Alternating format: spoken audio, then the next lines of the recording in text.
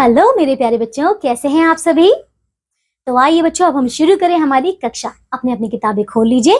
आज हम करने वाले हैं अध्याय 5, जिसका नाम है कोणार्क का सूर्य मंदिर। तो बच्चों बड़े ध्यान से पढ़िएगा।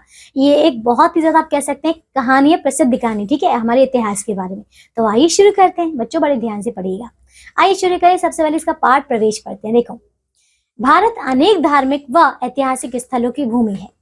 इस पाठ में कोणार्क के सूर्य मंदिर की उपयोगी जानकारी दी गई है, जो देश विदेश के पर्यटकों को अपनी ओर आकर्षित करता है। तो आइए बच्चों, हम भी पढ़ते हैं ये वाली यहाँ पे ये जो धार्मिक स्थल है बच्चों, कोणार्क का सूर्य मंदिर। आइए हम भी जानते हैं इनके बारे में। चलिए देखिए, उड़ीसा की राजधानी भुवनेश्वर से 65 किलोमीटर दूर पुरी शहर में स्थित है कोणार्क का सूर्य मंदिर। याद रखिएगा कि सूर्य मंदिर कहाँ पर है बच्चों। यहाँ पे देखिए, यह उड़ीसा की राजधानी भुवनेश्वर से 65 किलोमीटर दूर है पुरी शहर में, ठीक है। अब देखिए, इसे अंग्रेजी में ब्लैक पगोडा भी कहा जाता है। यह लाल बलुआ पत्थरों और काले ग्रेनाइट पत्थरों से बना हुआ है।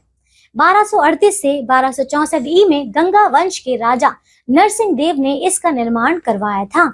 सन 1984 में यूनेस्को ने इसे विश्व धरोहर घोषित किया था। तो बच्चों समझ यहाँ पे क्या बोला था कि सन 1984 में यूनेस्को ने जो है इसे हमारी विश्व की धरोहर माना था, ठीक है, धरोहर घोषित किया था, जैसे कि धन संपत्ति होती है ना वो।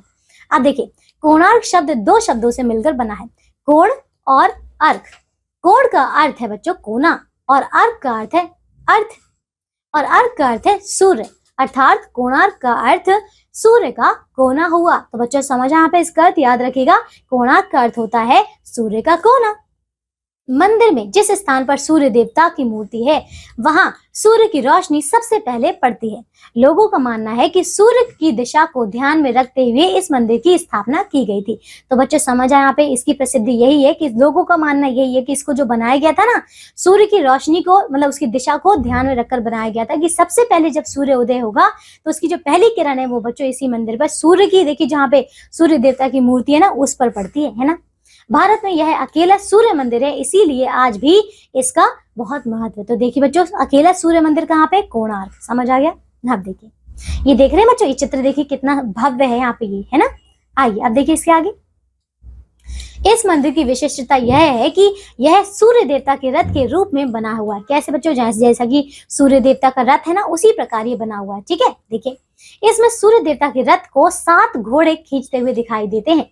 रथ के 12 पहिए साल के 12 महीनों के प्रतीक है, ठीक है बच्चों समझ आए। यानी कि इस मंदिर में जो जो बना है ना, जैसे कि 12 पहिए हैं, तो 12 पहिए ये बताते हैं कि हमारे पूरे साल में 12 महीने होते हैं, है ना। देखो, इस पर खूबसूरत नक्काशी की गई है, ठीक है। नक्काशी खूबसूरत यानी कि बेहद सुंदर जो है नक्काशी की गई है। पत्थरों को काट काट कर इसमें सुंदर सुंदर चित्र बनाए गए हैं। कहीं देवी देवताओं की आकृतियां हैं, तो कहीं शिकार और युद्ध के चित्र। सिर्फ मुख्य मंदिर के आधार की पट्टी पर ही लगभग 2000 हाथियों की आकृतियां हैं, ठीक है। देखिए इतनी यहाँ पे चित्रकारी की गई है। इस स्थान के चारों ओर परकोटा और हरियाली। क्या है बच्चों, परकोटा और हरियाली। यह स्थान पर्यटकों का मन अपनी तरफ आकर्षित कर लेता है, क्योंकि है ही इतना भव्य और सुंदर, है ना। 1200 वास्तुकारों और कारीगरों ने कड़ी मेहनत के बाद इसे तैयार किया था, लेकिन यह 800 साल बाद ही ध्वस्त हो गया। क्या हो गया बच्चों, ध्वस्त हो गया, ठीक है। यानी कि आप कह सकते हैं ध्वस्त, यानी कि जैसे कि टूट फूट गया, है ना। कितना बच्चों, 800 साल बाद ही, है ना। लोग इसका कारण बनावट और वास्तु जो दोष मानते। क्या मानते, इसकी बनावट किस प्रकार की गई थी और वास्तु दोष, है ना। परंतु सच्चाई यह है कि विदेशी हमलावरों ने इसे नुकसान पहुंचाया, है ना। जो भी विदेशों ने हमला किया था ना, उसके कारण ये टूट फूट गया है ना। इसके अलावा यह मंदिर बंगाल की खाड़ी के पास है। समुद्र में नमक होने की वजह से इस मंदिर को नुकसान हुआ। तो बच्चों समझ आ रहे हैं यहाँ पे कि जो समुद्र का पानी है बच्चों इस मंदिर को छूता है, इसीलिए उस नमक के पानी से ये खराब हुआ, है ना। अब स्मारक का रूप ले चुके हैं। इस मंदिर को राज्य सरकार सुरक्षित रखने का प्रयास कर रही है ना। देखिए, स्मारक यानी कि यादगार स्थल के रूप में इसे रखा गया है, और इसकी जो है हमारी सरकार जो राज्य सरकार जो इसकी सुरक्षा कर रही है ना। तो बच्चों समझ आए। देखिए ये थी हमारा अध्याय बच्चों, हमने बहुत ही अच्छा अध्याय से पढ़ा है हमारे। तो देखिए यहाँ पे कोणार्क मंदिर के बारे में, है ना। अगर आप में से कोई भी बच्चों वहां जाते हैं इस मंदिर को देखने के, मतलब घूमने के लिए, तो इस मंदिर के पास जो है अवश्य जाए और जानकारी हासिल करें। समझ आया।